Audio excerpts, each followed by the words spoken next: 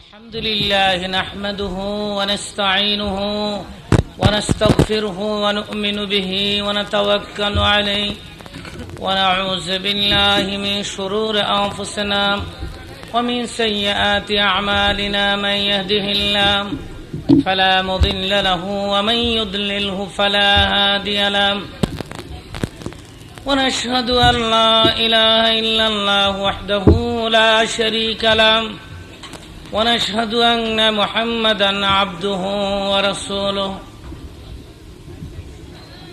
الذي أرسله بالحق بشيرا ونذيرا وداعيا إلى الله بإذنه سراجا وقمرا منيرا فقد قال الله تعالى في كلامه المجيد وفي فرقان الحميد أعوذ بالله من الشيطان الرجيم بسم الله الرحمن الرحيم إن الله وملائكته يصلون على النبي يا أيها الذين آمنوا صلوا عليه وسلموا تسليما اللهم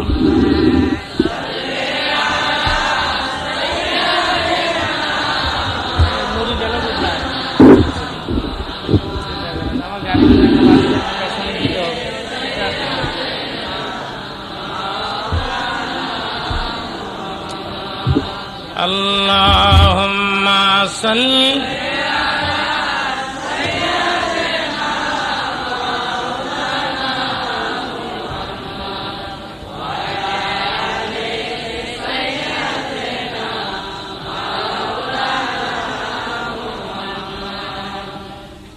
আরবের মরুভূমিতে সিথায় মা আমেনারি ঘর খুদার করুণা কাউসার হয়ে ঝরছে বারংবার আল্লাহ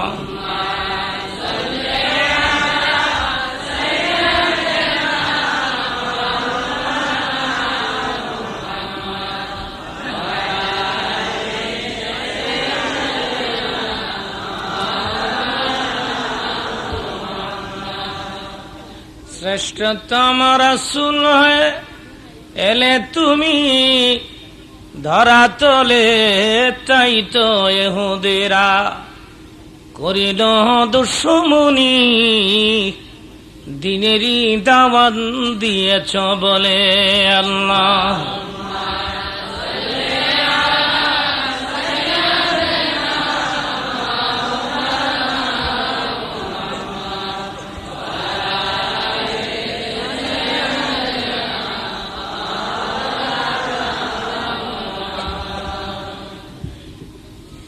আজকের মহতী পবিত্র অনুষ্ঠানের শ্রদ্ধেয় সভাপতি, উপস্থিত সম্মানিত সুধীবৃন্দ, ঢাকা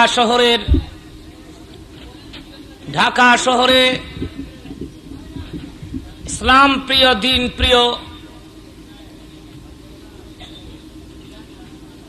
দিন প্রিয় মুসলমান আমার ভাইরা, পর্দার অন্তরালে মা ও বোনেরা, মহান আল্লাহ তাবারক ওয়া তাআলা তাকে জানাচ্ছি অসংখ্য শুকর, যিনি আমাদেরকে মুসলমান করেছেন, যিনি আমাদেরকে তার হাবিবের উম্মত করেছেন, যিনি আজকে একটি মসজিদকে কেন্দ্র করে, আল্লাহ তাবারক ওয়া তাআলার ঘরকে কেন্দ্র করে আজকের মোবারক অনুষ্ঠানে আমাদেরকে উপস্থিত হওয়ার তৌফিক এনায়েত করেছেন। এখানে আসার জন্য আমাদের অন্তর আগ্রহের সৃষ্টি করে দিয়েছেন, আমাদেরকে সুস্থ রেখেছেন। সবাই বলুন আলহামদুলিল্লাহ।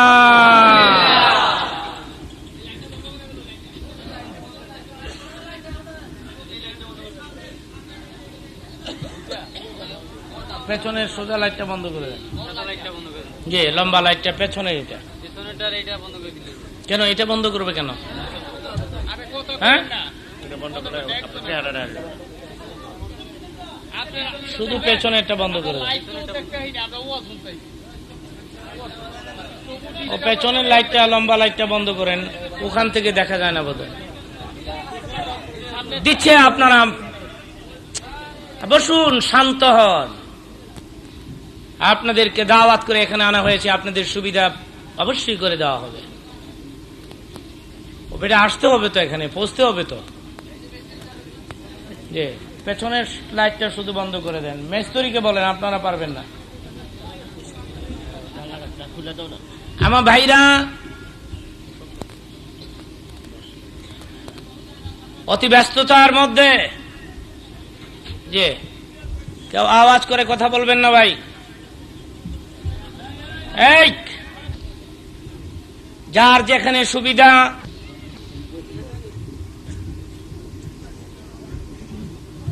অতি ব্যস্ততার মধ্যেও আপনারাও বসুন, বসে পড়ুন। এখন বসে পড়ুন, এখন অনেক রাত হয়ে গেছে, বসে পড়ুন। অতি ব্যস্ততার মধ্যেও আমি দাওয়াত গ্রহণ করেছি আপনাদের মহাব্বতে। মসজিদ কমিটি বড় শখ করে আমাকে এখানে দাওয়াত করে নিয়ে এসছেন।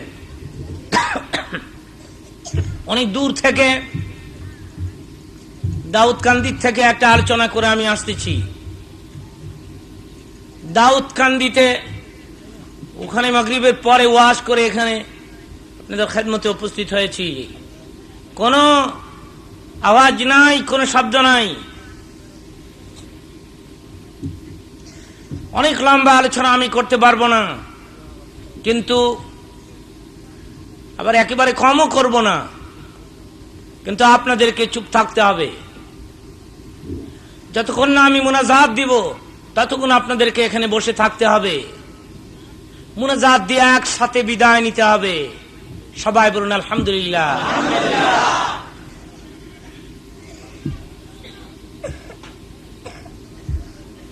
রজবের চাঁদ, মেরাজের চাঁদ। এই চাঁদের 26 তারিখ দিবাগত রাত্রিতে মুহাম্মদ সাল্লাল্লাহু আলাইহি সাল্লাম আল্লাহ পাকের দাওয়াত পেয়ে, আল্লাহ পাকের সঙ্গে কথা বলতে, আল্লাহ পাককে দেখার জন্যে, আল্লাহ পাকের সঙ্গে কথা বলার জন্যে এই চাঁদের 26 তারিখ দিবাগত রাত্রিতে তার জীবনের ঊর্ধ্বগমন হয়, তার জীবনের মেরাজ হয়।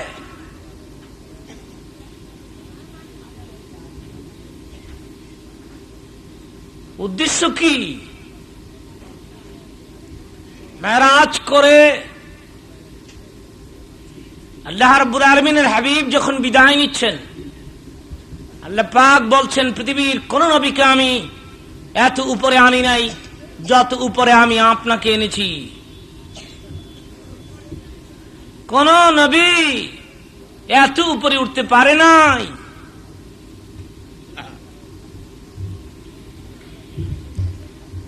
মক্কা থেকে শুরু করে বাইতুল মুকাদ্দাস, বাইতুল মুকাদ্দাস থেকে সপ্তম আকাশ পাড়ি দিয়ে বাইতুল মামুর, বাইতুল মামুর থেকে সীমান্ত এলাকা, সিদরাতুল মুনতাহা সীমান্ত এলাকা থেকে আরশে মুআল্লা, ওখান থেকে কাবা কাউসান হয়ে আরো উপরে হিজাবে কুবরা, আল্লাহ পাকের দিদারে ধন্য হয়ে মুহাম্মদ সাল্লাল্লাহু আলাইহি সাল্লাম একই রাতের নির্দিষ্ট সময়ের মধ্যে মক্কা নগরে ফিরে এসেছেন। আপনারা একটু বলুন সুবহানাল্লাহ। কোন জায়গায় সুবহানাল্লাহ বলতে হবে তাও তো শিখেন নাই।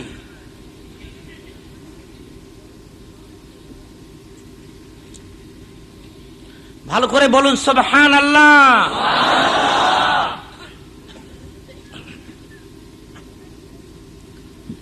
সীমান্ত এলাকার থেকে, আমি বলবো তখন দিবা, সীমান্ত এলাকার থেকে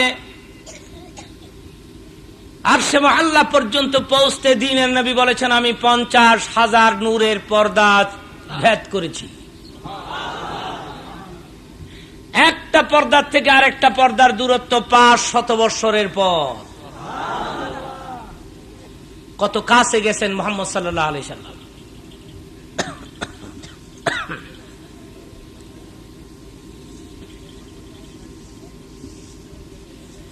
সীমান্ত এলাকা কয় বর্ডারকে, বাংলাদেশ ইন্ডিয়ার বর্ডার আছে না, বর্ডার সীমান্ত এলাকা, সীমান্ত এলাকা পর্যন্ত উনি গিয়েছেন বুরাকের পৃষ্ঠে চড়ে। ওখান থেকে উনি বুরাক চেঞ্জ করেছেন। বুরাক আর উপরে উঠতে পারবে না, বুরাকের ক্ষমতা নাই, জিবরিলেরও ক্ষমতা নাই। বসুদরামান জিবরিল বগফতা ইয়া রাসূলুল্লাহ।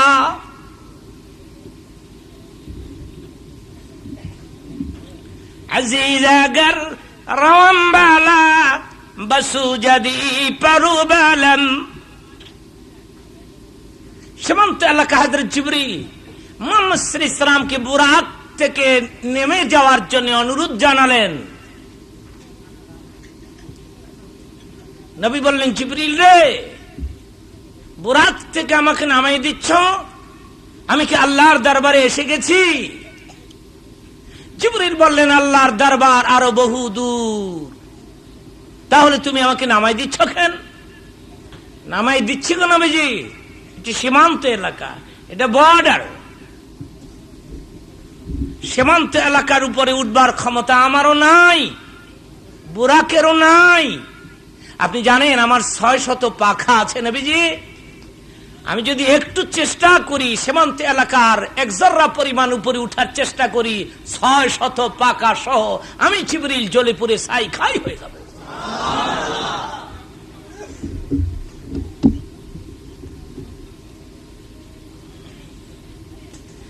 ডাক দিয়ে বলেন জিবরিল আমি যাব কেমনে? দিলেন নবী বলেন আপনার কোনো অসুবিধা হবে না, আল্লাহ রাব্বুল আলামিন আপনার ব্যবস্থা করবেন গো নবীজি। সঙ্গে সঙ্গে রাফরাফ চলে আসলো। রাফরাফ, রাফরাফ হচ্ছে একটি কুরসি, সিংহাসন, নূরের তৈরি। চিৎকার মেরে বলেন সুবহানাল্লাহ।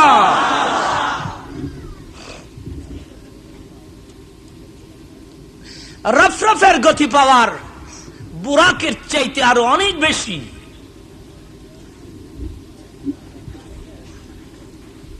রফরফ নূরের তৈরি।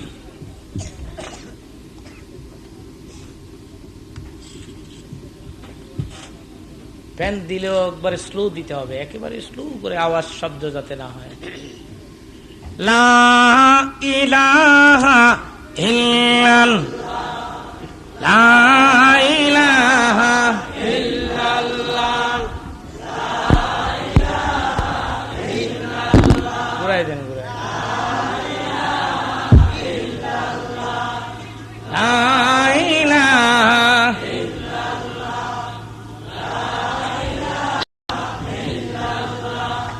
লা ইলাহা ইল্লাল্লাহ। আমার ভাইরা, আপনারা আমার নিয়মিত শ্রোতা, আমি অনেক সময় বলে থাকি জিকিরের নিয়ম লা ইলাহা ইল্লাল্লাহ, ইল্লাল্লাহর ধাক্কাটা একটু জোরে। লা ইলাহা ইল্লাল্লাহ, লা ইলাহা ইল্লাল্লাহ, লা ইলাহা ইল্লাল্লাহ, লা ইলাহা ইল্লাল্লাহ, লা ইলাহা ইল্লাল্লাহ, লা ইলাহা ইল্লাল্লাহ মুহাম্মাদুর রাসূলুল্লাহ। সবাই বলুন সাল্লাল্লাহু আলাইহি সাল্লাম। প্রতিটি কথা বোঝার চেষ্টা করলে আপনারা কিছু শিখতে পারবেন। রফরাফ নূরের তৈরি একটি সিংহাসন। রফরফের গতি পাওয়ার বুরাকের চাইতে আরো অনেক বেশি। চিৎকার মেরে বলেন সুবহানাল্লাহ।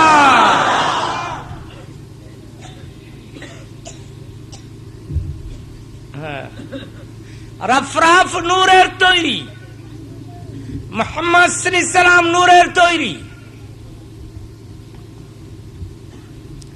রফরফে মুহাম্মদ সাল্লাল্লাহু আলাইহি সাল্লাম চড়ে বসলে রফরফ এক টানে আমার নবীকে আরশে আজিমের সিঁড়ির গোড়ায় পৌঁছাই দিলেন। খোদার আরশ, আরশে মুআল্লা, আরশে আজিম।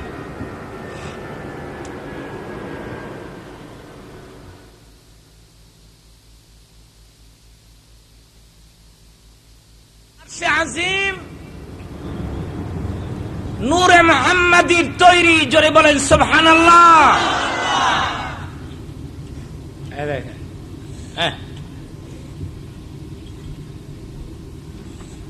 আরশে আজিমের সিঁড়ির গোড়ায় রফরফ পৌঁছে গেলে আল্লাহ রাব্বুল আলামিন বললেন, আপনি আরশের মধ্যে প্রবেশ করুন, আরশের ভেতরে ঢুকে পড়ুন।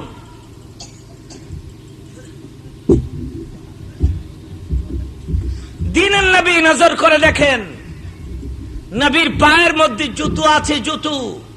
উনি ভাবলেন জুতো পায়ে দিয়ে আরশের মধ্যে ঢুকবো, যদি বেয়াদবি হয়ে যায় জুতা দুইটা খুলে ফেলি। পায়ের দিকে হাত বাড়াচ্ছেন মুহাম্মদ সাল্লাল্লাহু আলাইহি সাল্লাম জুতা খোলার জন্য। অমনি আল্লাহ রাব্বুল আলামিন ডাক দিলেন, আপনাকে জুতা খুলতে হবে না।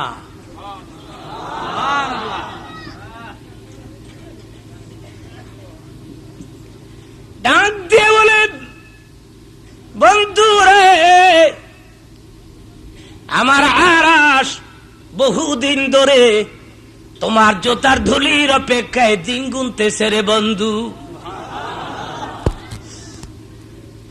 জুতার ধুলি দিয়ে আমার আরশকে পবিত্র করে দাও। আপনারা নিরপেক্ষভাবে বলুন,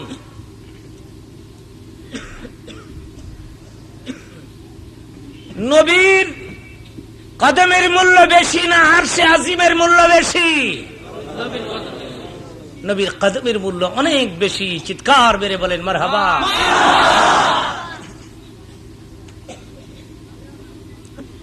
আরশে আজিম হয়ে উনি চলে গেলেন আরো উপরে, সেটা হলো কাবা কাউসাইন।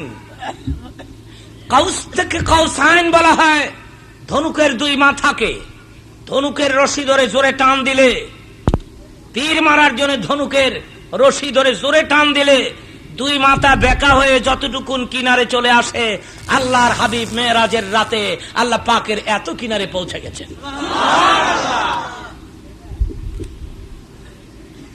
ওহুয়া বিল উফুকিল আলা ফাদানা ফাতাদাল্লা ফাকানা কাবা কাউসাইন আও আদনা ফাওহা ইলা আবদি মা আওহা।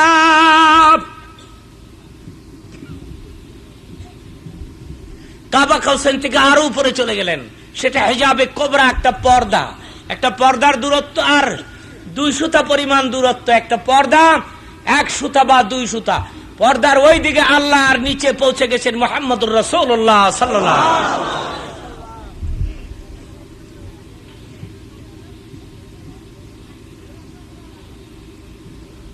বন্ধু বন্ধুর বাড়িতে বেড়াইতে গেলে, কিছুদিন থাকলে বিদায় দিতে মন চায় না। এটাই হচ্ছে দুনিয়ার নিয়ম।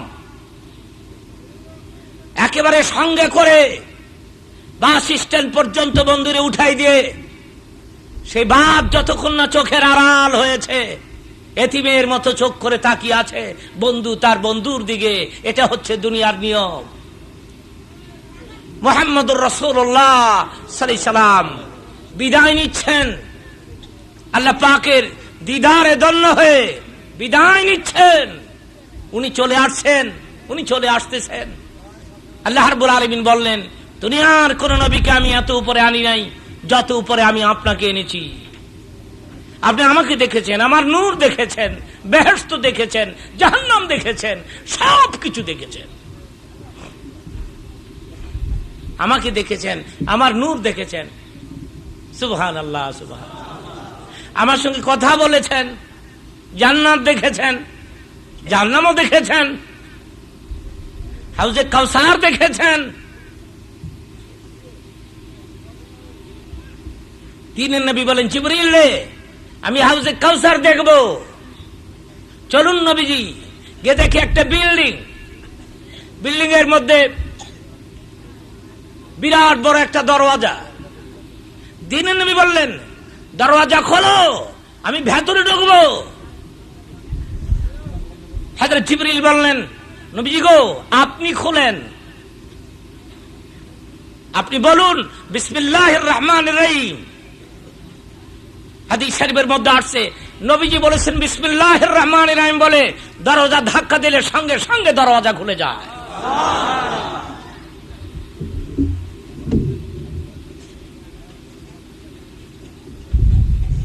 সেজন্য দুনিয়াতে যারা প্রতিটি কাজের আগে বিসমিল্লাহ বলে কাজ করবে, তিনের নবী বলেছেন ওদের হাউজে কাউসার নসিব হবে।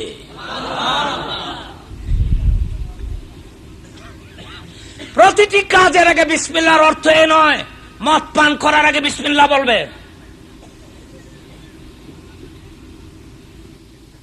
জুয়া খেলা স্টার্ট করবেন বিসমিল্লাহ কইয়া, আরেক বেটার পকেটে হাত দিবেন বিসমিল্লাহির রহমানির রহিম। মৌলানা যুক্তিবাদী সাহেব, আপনি বললেন প্রতিটি কাজের আগে বিসমিল্লাহ বললে হাউজে কাউসার নসিব হবে। প্রতিটি নেক কাজের আগে, প্রতিটি নেক কাজের আগে, প্রতিটি ভালো কাজ করার আগে বলতে হবে বিসমিল্লাহির রহমানির রহিম। আরে পকেটে আঙ্গুল দিবেন বিসমিল্লাহির রহমানির রহিম, আরে বেটা মাথাত বাড়ি দিবেন বিসমিল্লাহির রহমানির রহিম।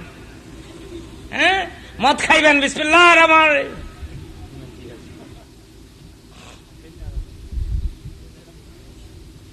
খানার আগে বলবেন বিসমিল্লাহির রহমানির রহিম, খানার পরে বলবেন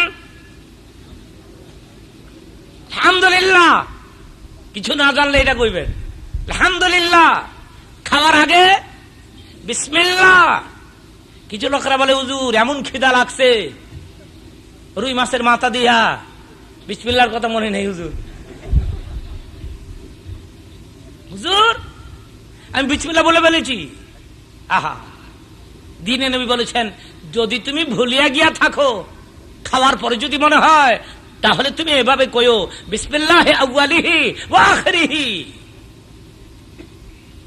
হাদিস শরীফে নবী বলেছেন যারা বিসমিল্লাহ, হাদিস শরীফে নবী বলেছেন মুসলমান এক হাতে খায়, কাফেরেরা 7 হাতে খায়।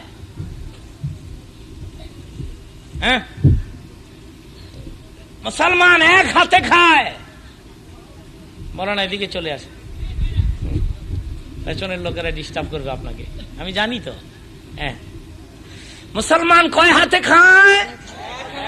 একটু ভালো করে বলুন, কয় হাতে? কাফেরেরা কয় হাতে খায়? 6 হাত পাইল কই? আরে একটা তো আমনের, ওই একটা তো একবার আসবে, বাকি 6টা এলো করতে। বাকি 6টা হলো শয়তানের হাত। জোরে বলেন নাউজুবিল্লাহ। কেন? ওরা বিসমিল্লাহ কয় না, শয়তান শরীক হয়। মুসলমান বিসমিল্লাহ কয়, শয়তান শরীক হয় না, এক হাতে খায়। বিসমিল্লাহর মধ্যে যে কত বরকত। হযরত নূহ আলাইহিস সালামের যুগে একজন শক্তিশালী পুরুষ ছিল, তার নাম ছিল আউস। লোকেরা কইতো উস। এই উস সকালবেলা নাস্তা খাইতো 12,000 রুটি। আল্লাহ চিন্তা করেন, হে দুপুরে কি খায়? সুবহানাল্লাহ, সুবহানাল্লাহ। হযরত নূহ আলাইহিস সালাম একদিন ডাক দিলেন, হুজরে তুই একটা কাজ করে দিবি আমার। কি কাজ? নদীর মাঝখান থেকে ওই গাছটা এনে দিবি, একটা গাছ নদীর মাঝে ওঠে এনে দিবি আমাকে। যদি দিতে পারিস তাহলে তোরে এক বেলা পেট পুরাইয়া খানা দিব। বুঝ কয়, নূহ নবী আমাকে পেট পুরাইয়া খানা দিবেন এক বেলা? আপনি জানেন আমি টিফিন করি কয় হাজার? নূহ নবী বলেন কয় হাজার? 12,000 রুটি কিন্তু আমি টিফিনই করি, নাস্তা নাস্তা। নূহ নবী বলেন ঠিক আছে আমি দিব তোমাকে, তুমি গাছটা এনে দাও। গাছ নদীর মাঝখান থেকে এনে নূহ নবীর সামনে হাজির করে দিলে। কিতাবের মধ্যে আসছে হযরতে নূহ আলাইহিস সালাম উজের সামনে রুটি দিলেন, মাত্র দিলেন আপনার 3টা রুটি। তো রুটি দেখে উস একবার রুটির দিকে চায়, আরেকবার নূহ নবীর চেহারার দিকে চায়। তো নূহ নবীর দিকে তাকায়, নূহ নবী কি 3টা দিয়ে দিছেন? আমি তো নাস্তাই খাই 12,000, এই 3টা তো খাওয়ানোর আগেই শেষ করে লাইছি। নূহ নবী বলে তুমি একটা কাজ করো, এই রুটি খাওয়ার আগে তুমি একটা মন্ত্র পাঠ করো। কি মন্ত্র? বিসমিল্লাহির রহমানির রহিম। কিতাবের মধ্যে আসছে উস বিসমিল্লাহির রহমানির রহিম বলে রুটি খাওয়া স্টার্ট করছে। একটা রুটি খাইছে, আরেকটার আধাটা খাইছে, অর্থাৎ 1.5টা রুটি খাইছে। 1.5টা রুটি খাইয়া নূহ নবীর কাছে গিয়ে বলে, নূহ নবী গলা পর্যন্ত ভরে গেছে, বাকি 1.5টা রুটি খাওয়া আমার পক্ষে সম্ভব হলো না। আপনারা বলেন এটা রুটির বরকত না বিসমিল্লাহর বরকত?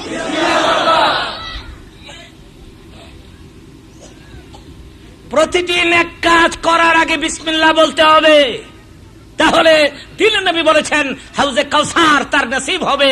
চিৎকার মেরে বলেন সুবহানাল্লাহ।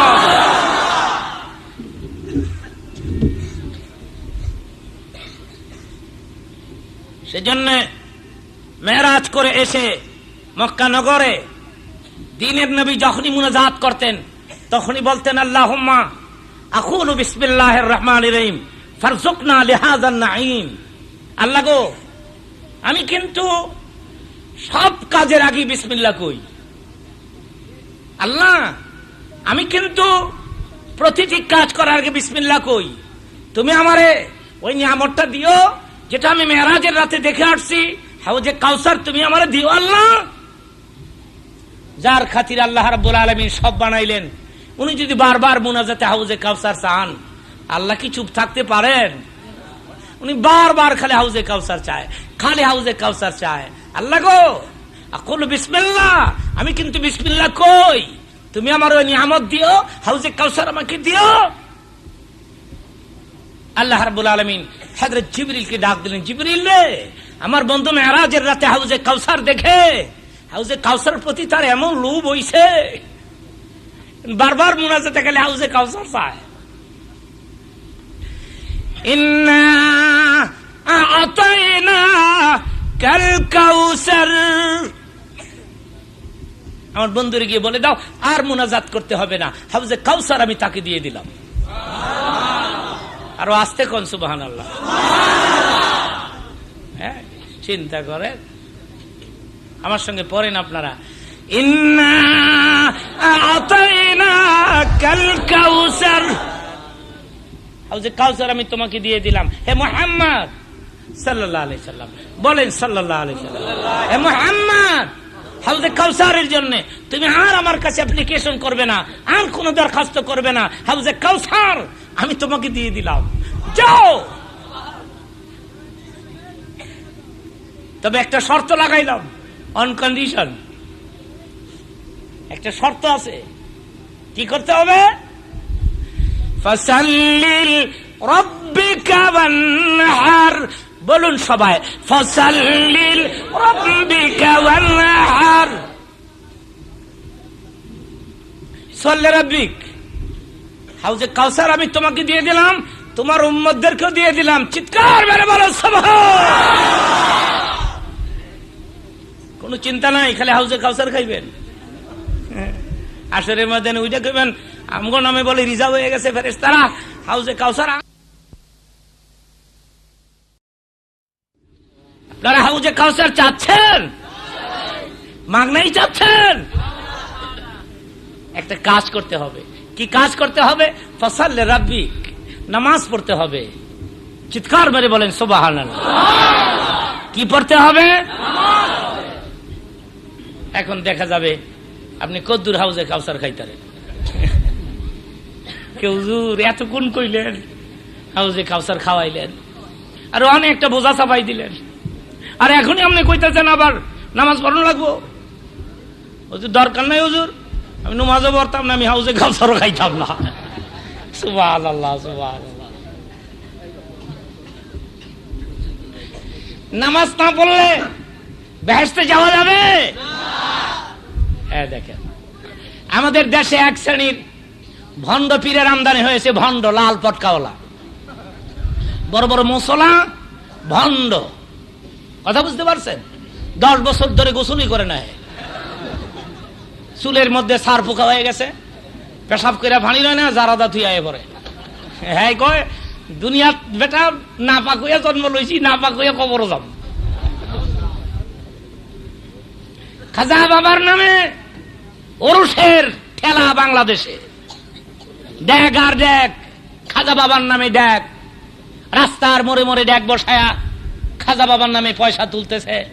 দেন দেন দেন, দিয়া যান দিয়া যান, সাহায্য কইরা যান, নেক কইরা যান। এ পয়সা বিফলে যাবে না, যাবে না, এ পয়সা বলে বিফলে যাবে না। চিন্তা করেন। পরে কি হলো? খাজা বাবার নামে পয়সা কালেকশন করে বড় বড় গায়ক গায়িকাদের খানা হলো, শরীয়ত মারিফতের গান শুরু হয়ে গেল। এই ধরনের অনুষ্ঠান নাকি হচ্ছে আমি জানি না, যে প্যান্ডেল করা হয়েছে, প্রথম দিন ওয়াজ হয়, পরের দিন গান হয়, আমি জানি না। আমি জানলে এ ধরনের দাওয়াত আমি নেই না, আমি নিতাম না। আপনারা ওইটা করছেন নাকি? আগের দিন গান হবে, মৌলানা যুক্তিবাদীরা দাওয়াত দে, পরের দিন কারণ দিহি বড় বড় গায়ক গায়িকা সারা রাত গান গাবে তারা। হাই রে দুনিয়া রে! শরীয়ত মারিফতের গান, জারি গান, শরীয়ত মারিফতের গান, জারি গান। আপনারা শুনলে আশ্চর্য হবেন। এক লোক আমার বাসায় গিয়ে বলে, হুজুর গান শুনবেন? মিথ্যা আমি জানি না, মিথ্যা বলি না। আমার আব্বা আমাকে নিষেধ দিয়েছেন, কোনোদিন মিথ্যা কথা কইও না। আমি বললাম, সাহস তো কম না তোমার, তুমি আমারে কও গান শুনতে? কয় হুজুর এগুলি তো বাজে গান না। আমি কি কয় জারি গান। আমাকে জারি গান মানি? কয় এগুলি তো ভালো গান। হুজুর আপনার দিল যে নরম, আপনি অনেক কান্দে দিবেন, আপনি উনলেই কান্দে দিবেন। আমি কই কি কি জারি গান আছে? কায় হাসিন হোসেনের ডা শুনবেন না কুলসুমার ডা শুনবেন? আমি কই সবচেয়ে দুঃখ কোনটা? কয় কুলসুমার ডা। আমি কই এটাই লাগা, কুলসুমারটাই লাগা। গান শোনার উদ্দেশ্য না আমার, আমার উদ্দেশ্য হলো কুলসুমা অপরাধ করছে কি। কথাটা আমি আপনাদেরকে বুঝাই দিচ্ছি। এই গানের ক্যাসেটটা বের হয়েছে মার্কেটে। কুলসুমা ধনী মানুষ, ফাতেমা গরিব মানুষ। কুলসুমা ওসমান গনির স্ত্রী, ফাতেমা আলীর স্ত্রী। হযরত আলী গরিব, ওসমান গনি। ওসমান গনি নাকি একদিন বিরাট বড় একটা মেলা করছে, তো ফাতেমারে দাওয়াত দেয় নাই। সবাই দিছে, ফাতেমারে দেয় নাই। লোকরা দাওয়াত খাইতে যাচ্ছে, হাসিন হোসেন রাস্তার মধ্যে দাঁড়িয়ে আছে। পাবলিক ডেকে বলে, কি বাবা তোমরা যাবে না তোমাদের খালার বাড়িতে? হাসিন হোসেন বলছে না, আমাদের খালা দাওয়াত দেয় নাই। দেয় নাই? হাসিন হোসেন কাঁদতে কাঁদতে গেছে মার কাছে, মাগো কত লোকরা খালার বাড়িতে দাওয়াত খাইতে যায়, খালা আমাদের দাওয়াত দিলেন না। ফাতেমা বলতেছে, আমি গরিব মানুষ। কুলসুমা আমার বোন হলে কি হবে, তোর খালা তো ধনী মানুষ, তোর খালা আমাদেরকে পছন্দ করে না, প্রেস্টিজের হ্যাম্পার হবে। আল্লাহর কাছে ক, মাবুদের কাছে ক, আল্লাহ কুলসুমার বিচার করুক। ফাতেমার চরিত্র এতই খারাপ, সে তার বোনের জন্য বদদোয়া করে। এসব ফালতু গানের ক্যাসেট মার্কেটে বের হয়েছে, চিল্লায় পড়ে নাউজুবিল্লাহ।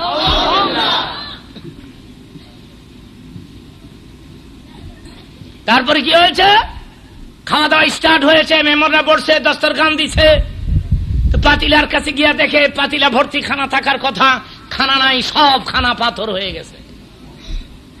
লোকরা আফসোস করতে করতে পেট আতাইতে আতাইতে বাড়ি দিয়ে পড়ছে। এই ক্যাসেটটা মার্কেটে চলতেছে। কত বড় কথা দেখেন, একজন জলিল কদর সাহাবী ওসমান গনি আশারে মুবাশশারা কিয়ামতের ময়দানে বিনা হিসাবে জান্নাতে যাবেন ওসমান গনি। ওসমান গনির উপরে একটা তহমত লাগায়া একটা মিথ্যা গানের ক্যাসেট মার্কেটে ছেড়ে দিয়েছে, লক্ষ লক্ষ ক্যাসেট এটা বিক্রি হয়েছে।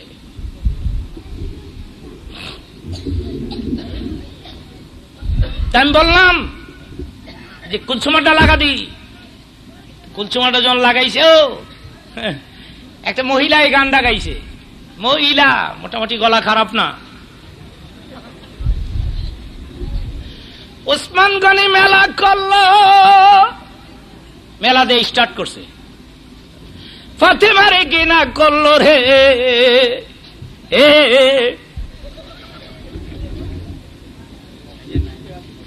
সবখানা পাথর হইল। চিন্তা করেন, ওসমান গনি মেলা করলো, ফাতেমারে গিনা করলো রে, সবখানা পাথর হইল। হইলোর মধ্যে গিয়া দোতরাত বাড়ি মারছি, টনটলাডল। ছি ছি ছি ছি ছি ছি ছি ছি।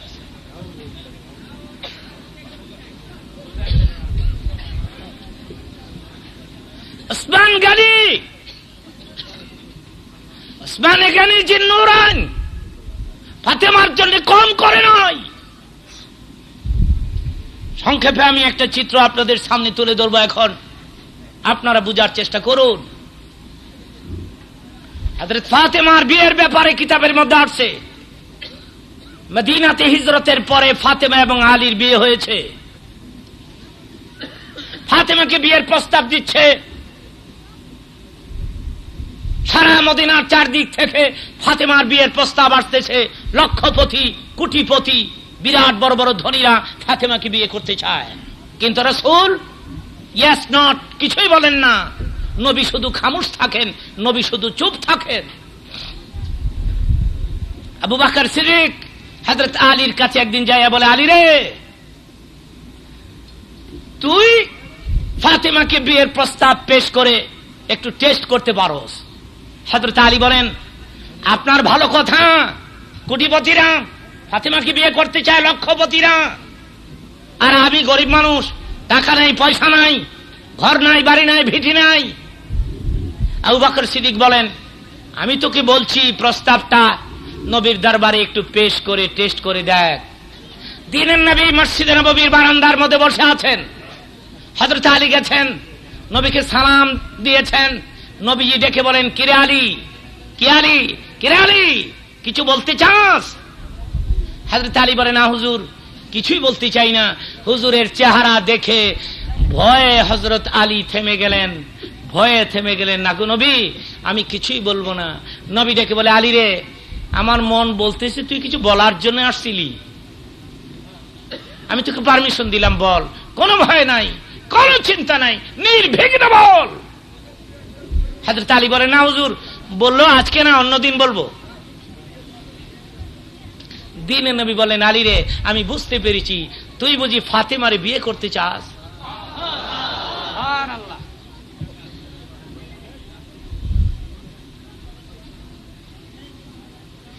ডাক দিয়ে বলেন, হযরত আলী, ফাতেমারে যদি আমি বিয়ে করতে চাই, দিনের নবী রাজি হবেননি, ফাতেমা রাজি হবেনি।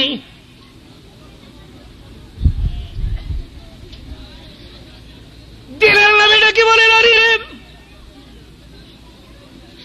আরবের কোটিপতিরা, লক্ষপতিরা ফাতেমার বিয়ের প্রস্তাব দেয় রে আলী। আমি নবী হ্যাঁ না কিচ্ছু বলি না রে আলী। আসলে আমি অপেক্ষায় ছিলাম তুই আলী কোন দিন ফাতেমার বিয়ের প্রস্তাব দিবি।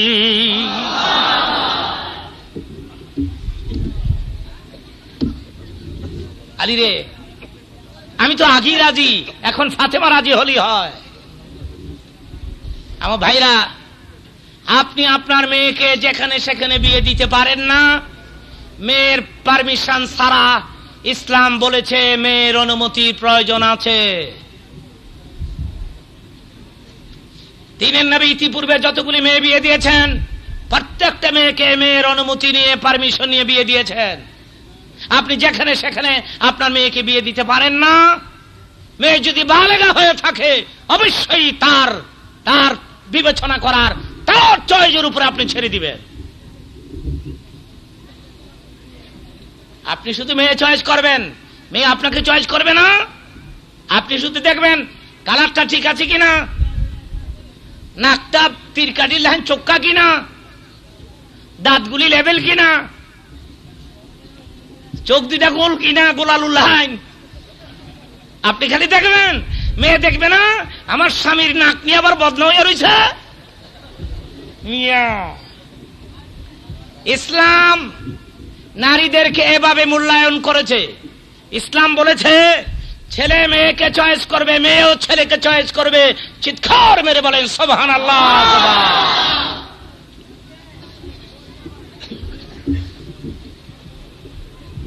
সেই জন্য দ্বীনের নবী বলেন আলী রে, আমি তো আগেই রাজি, এখন ফাতেমা রাজি হইলে হয়। ফাতেমা নিজের রুমের মধ্যে বসে আছেন, তো রুমের বাইরে দাঁড়ায়া দ্বীনের নবী বললেন, ফাতেমা রে, মা। জি বাবা। আরবের কোটিপতিরা তোরে বিয়ে করতে চায়, লক্ষপতিরা তোরে বিয়ে করতে চায়, কিন্তু আমি তো ইয়েস নট কিছু কই না রে মা। তবে শোন, আজকে একটা যুবক ছেলে তোকে বিয়ের প্রস্তাব দিয়েছে। সেই ছেলেটি তোর বাবার হাতের জীবনের প্রথম মুসলমান। পুরুষদের মধ্যে প্রথম মুসলমান হলেন হযরত আলী, পুরুষদের মধ্যে। আর মহিলাদের মধ্যে প্রথম মুসলমান হলেন হযরত খাদিজাতুল কুবরা, রাসূলের স্ত্রী, নবীর বেগম। Abu Bakr Siddiq serial number 3। Abu Bakr Siddiq নবীর হাতের তৃতীয় মুসলমান। প্রথম মুসলমান হলেন হযরত আলী।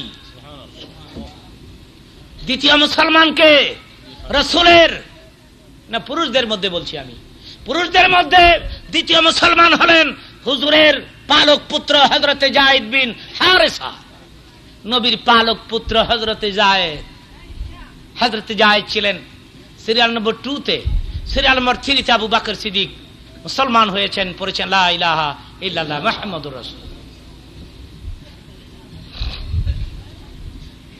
ডাক দিয়ে বলে, এমন একটা যুবক ছেলে তোরে বিয়ের প্রস্তাব দিয়েছে রে মা, যেই ছেলে তোর বাবার হাতের জীবনের প্রথম মুসলমান। দেখে বলে, মা রে, এমন একটা যুবক ছেলে তোরে বিয়ের প্রস্তাব দিয়েছে রে মা, যেই ছেলে তোর বাবার সাহাবীদের মধ্যে সবচাইতে বড় বীর যোদ্ধা, আসাদুল্লাহিল গালিব।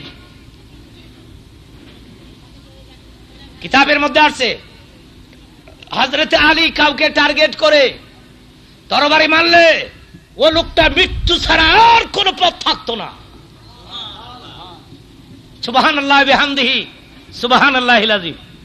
আমি বলছি, আপনারা শুনুন, খন্দকের যুদ্ধে মুসলমানদের সংখ্যা ছিল 3000, কাফেরদের সংখ্যা ছিল 10,000।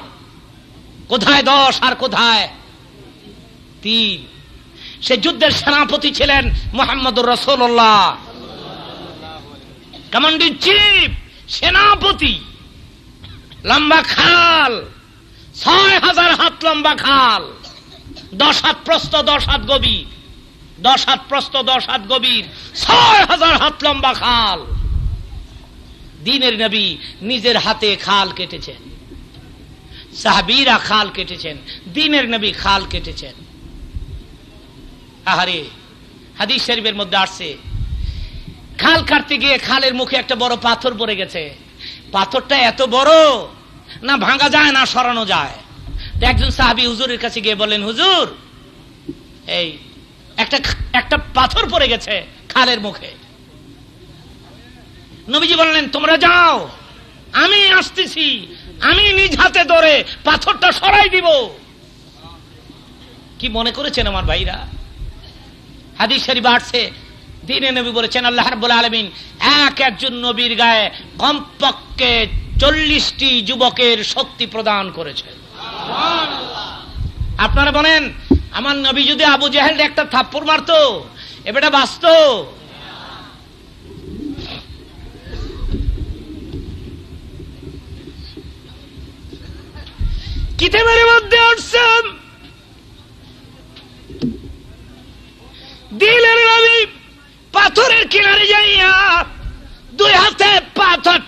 ধরে ধরে আস্তে আস্তে করে নিজের কাঁধের মধ্যে তুলে ফেলেছেন, কাঁধে তুলে ফেলেছেন, কাঁধে তুলে ফেলেছেন। পথ পরিষ্কার হয়ে গেছে, পাথর সরে গেছে। হযরত জাবির ইবনে আব্দুল্লাহ বলেন, খন্দকের যুদ্ধে আমি ছিলাম নবীর বডিগার্ড, আমি নবীর সঙ্গে সঙ্গে থাকতাম। নজর করে দেখলাম পাথর সরে গেছে ঠিক, পথ পরিষ্কার হয়ে গেছে ঠিক, কিন্তু দিনের নবী পা পিছল খেয়ে পড়ে গেছে, পা পিছল খেয়ে হুচুট খেয়ে নবী পড়ে গেছে।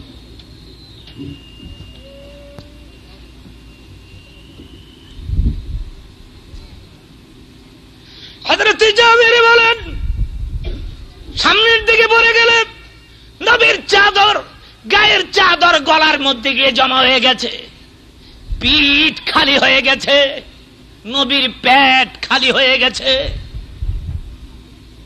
হঠাৎ করে নজর করে দেখি নবীর পেটের মধ্যে পাথর বাঁধা,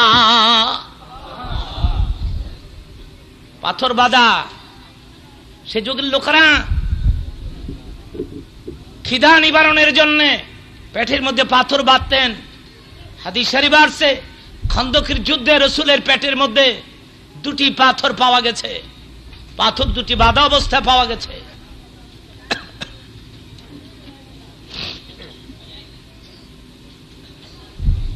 হযরত জাবির বলেন,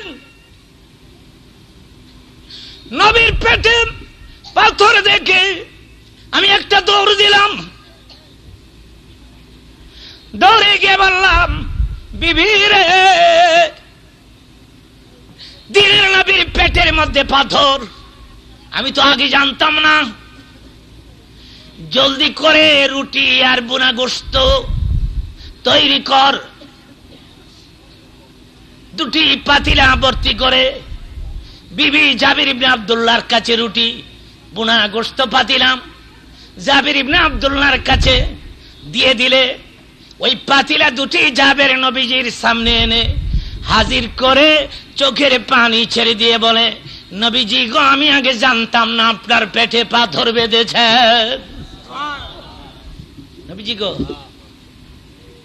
আমার স্ত্রী বড় শখ করে এই রুটি আর গোশত পাকিয়ে দিয়েছে, বড় শখ করে। আপনি মেহরবানি করে বিসমিল্লাহ ধরে, হ্যাঁ, মাইকটা একটু ঠিক করে দাও তো, মাইকটা সাউন্ড এরকম জেন করতেছে, মাইকের শব্দটা কিসের শব্দ? মাইক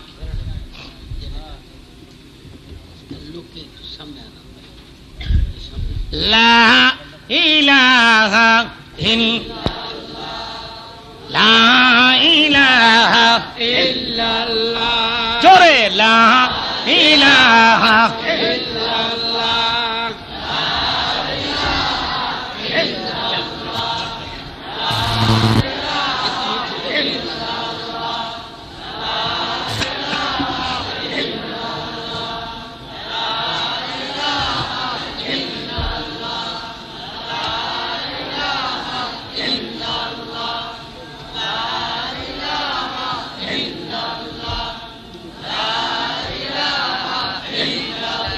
বসুন বসুন, কেউ বাইরে যাবেন না আমার ভাইরা, একটু থামেন, কেউ বাইরে যাবেন না। প্রোগ্রামের মাঝখান থেকে উঠে কেউ বাইরে যাবেন না, কেউ বাইরে যাবেন না, সিগারেট বিড়ি খাবেন না। হাজার হাজার লোক এখানে আমরা সমবেত হয়েছি, চিৎকার মেরে বলেন আলহামদুলিল্লাহ। এই হাজার হাজার লোকদের মধ্যে আল্লাহর ওলি আছে কিনা জোরে বলো। পাগলামি করবেন না, জীবনের শেষ মুনাজাত হতে পারে এটা, জীবনের শেষ অনুষ্ঠান হতে পারে এটা। একটু দুরূদ শরীফ পাঠ করে আল্লাহুম্মা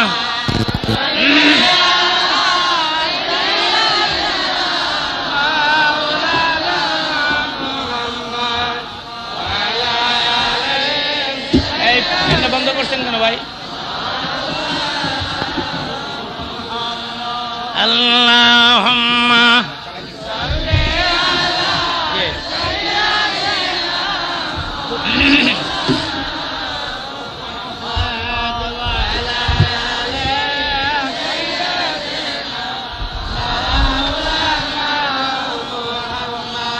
কোথায় আবু বকর, কোথায় ওমর, কোথায় উসমান, এ কোথায় আলী?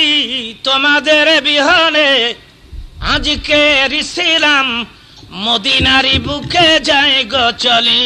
আল্লাহ জোরে জোরে।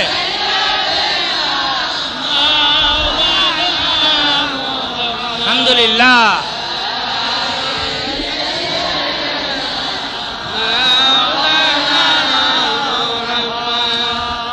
সবাই বলুন আলহামদুলিল্লাহ।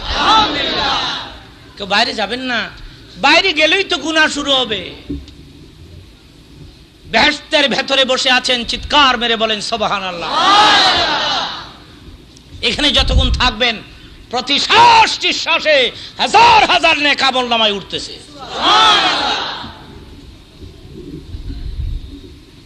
হযরত জাবির ইবনে আব্দুল্লাহ বলেন, নবীজি গো, আমার স্ত্রী বড় শখ করে রুটি আর গোশত পাকাই দিছে, আপনি খান, আপনার পেটে পাথর আমি জানতাম না। দিনের নবী বসা ছিলেন, উনি দাঁড়ায় গেলেন, দাঁড়াইয়া 3000 সাহাবী মর্দে মুজাহিদকে দাওয়াত দিলেন। ও আমার সাহাবীরা, তোমাদেরকে সহ জাবির ইবনে আব্দুল্লাহ আমাকে দাওয়াত করলো। সুবহানাল্লাহ। হযরত জাবির বলেন, নবীজি গো, রুটি অল্প, গোশত অল্প, আপনি 3000 লোককে দাওয়াত দিয়ে দিলেন। দিনের নবী বলে, জাবের রে, আমার মতো বহু সাহাবী আল্লাহর জমিনে দিন কায়েমের জন্য পেটের মধ্যে পাথর বেঁধে দাঁড়িয়ে আছে। আমি আমার ক্ষুধার্ত সাহাবীদের খবর না নিয়ে তোর বাড়ি নিয়ে আসা রুটি আর গোশত যদি একা একা চুপচাপ করে খাই, এই মুখ আমি আমার আল্লাহকে কেমন করে দেখাবো? এই ছিল মুহাম্মদ সাল্লাল্লাহু আলাইহি ওয়াসাল্লামের আদর্শ। আর আমাদের আদর্শ হলো চাচা আপনা জান বাসা।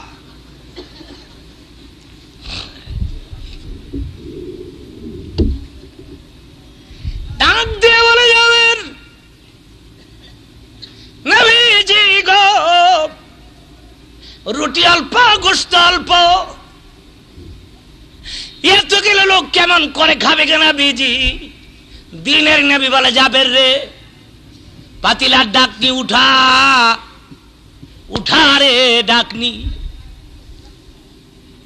ডাকনি উঠাবার সঙ্গে সঙ্গে দিনের নবী উভয় পাতিলার মধ্যে ফু দিলেন আর বললেন, বিসমিল্লাহির রহমানির রহিম।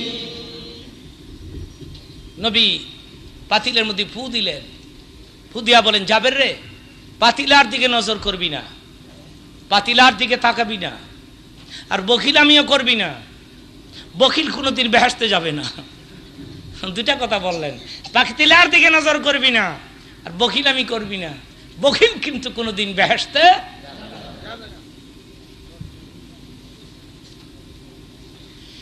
জাবির ইবনে আব্দুল্লাহ বলেন, ও দুনিয়ার লোকেরা, আমি জাবের বলছি, তোমরা শোনো। আমার নবীর দমলা উভয় পাতিলার ভেতরে হাত দিয়া দিয়া রুটি আর গোশত দিতে লাগলাম। দিতে দিতে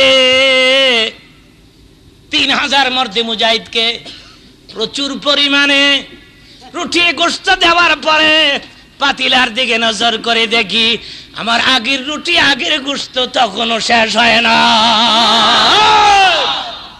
মুসলমান মুহাম্মদুর রাসূলুল্লাহ সাল্লাল্লাহু আলাইহি ওয়াসাল্লাম।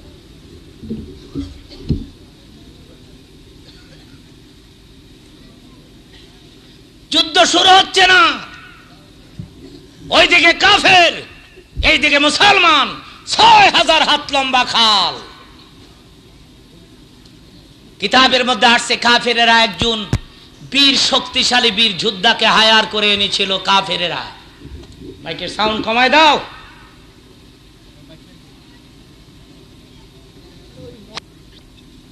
কাফেররা একজনকে হায়ার করে এনেছিল, তার নাম ছিল আমর। কিতাবে আসছে আমর একাই 1000-এর সঙ্গে লড়তে পারত। আমর কাফেররা হায়ার করে এনেছে। আমার ভাইরা, সেই যুদ্ধে হযরতে আলী অংশগ্রহণ করেছিলেন। চিৎকার মেরে বলেন মারহাবা। আমার মনে মনে ভাবছে, যুদ্ধ তো হচ্ছে না, যুদ্ধ না হলে তো মুশকিলে পড়ে যাব আমি। আমাকে হায়ার করে এনেছে, একটা অঘটন ঘটাই দেই। অঘটনটা কি? পাহাড়ের উপরে গিয়ে উঠছে, পাহাড়ের উপরে উঠে আমর चित्कार मेरे डाक दिसे, मुसलमानों अगर तुम्हारे अंदर कोई जवान है तो आ जाओ पहाड़ के ऊपर। আমরের আমরের চিৎকারের কণ্ঠ হযরতে আলীর কান স্পর্শ করলে হযরত আলী নির্দিষ্ট জায়গা ছেড়ে হুজুরের কাছে গিয়ে বলে, হুজুর পাহাড়ের উপরে এভাবে চিল্লি করে কে? একটু পারমিশন দেবেন, একটু টেস্ট করে দেখি।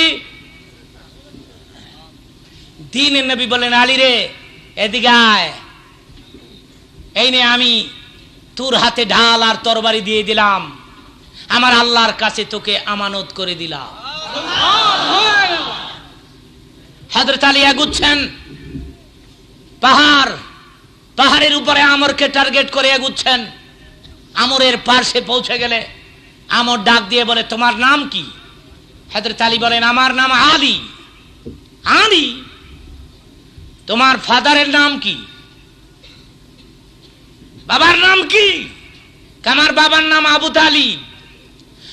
ও তুমি আবু তালিবের ছেলে? তুমি আবু তালিবের ছেলে? তোমার বাপ তো আমার বন্ধু মানুষ ছিলেন। আমার বন্ধুর ছেলে অকালে ঝরে যাক দুনিয়ার থেকে, এটা আমি চাই না। আমাকে তুমি চিনো না, আমার নাম আমর। আমি একা 1000-এর সঙ্গে মোকাবেলা করতে পারি। গো ব্যাক, ফিরে যাও বলছি, ফিরে যাও। আপনারা বলেন হযরত আলী কি ফিরার মানুষ?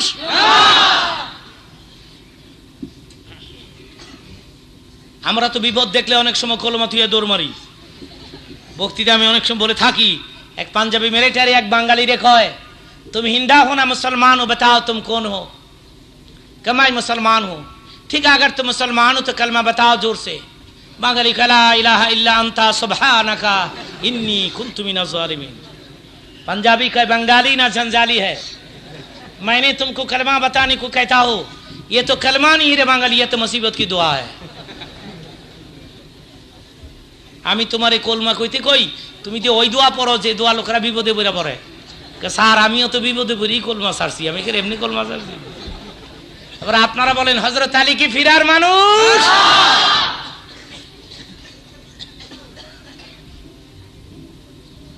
যেহেতু তুমি আমার বন্ধুর ছেলে, বুঝার চেষ্টা করুন। আওয়াজ করবেন না, বুঝার চেষ্টা করুন। যেহেতু কোনো আওয়াজ নাই, লোক বসতে পারে, কোনো আওয়াজ নাই।